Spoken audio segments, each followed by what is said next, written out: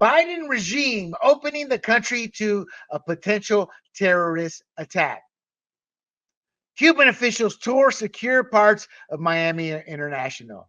Florida lawmakers are now introducing legislation to ban officials from countries designated as state sponsors of terrorism from touring secure areas of U.S. airports. Why would we have our enemies be given tours showing the intricacies, the inside, the non-public areas, the security force, how we protect ourselves at airports? Why would they be doing that to enemies of the state? Florida lawmakers are doing this after Cuban officials were given a tour of secure areas at Miami International, including a security checkpoint and baggage screening areas. The tour took place over 5 hours on May 20th on Cuban Independence Day. Hey, they're our new allies. They're just killing their own people. And the money we send them or give them or work with them in terms of bringing capitalism. You know, the capitalism in Cuba is a one-way street. It goes from us to the Cuban rich into their pockets. The Cuban people are still poor.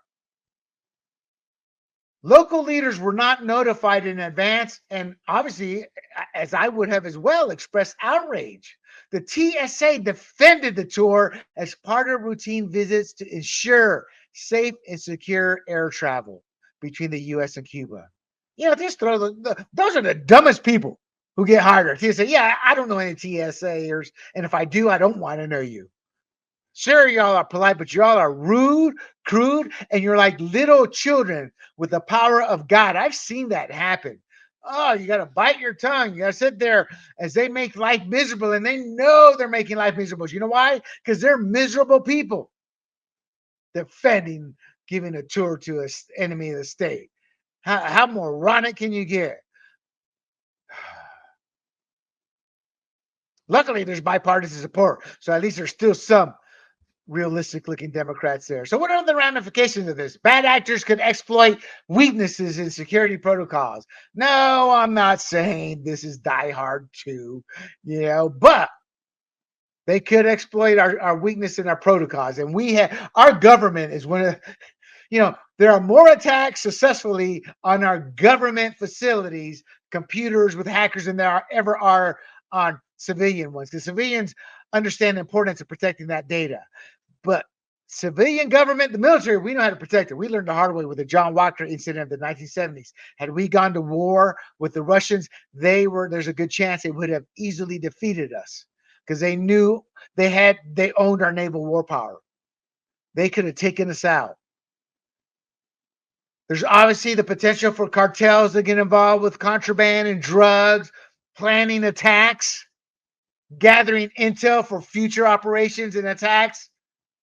Terrorists scoping out potential targets, drug traffickers concealing shipments, hackers looking for vulnerabilities. It's absurd. But that is today's big government.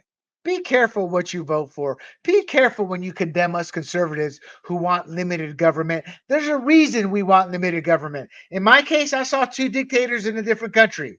I was hauled aside by my family, told to shut the bleep up because while I wouldn't be taken away in the middle of the night, their sons, their daughters, their friends, and their relatives could have.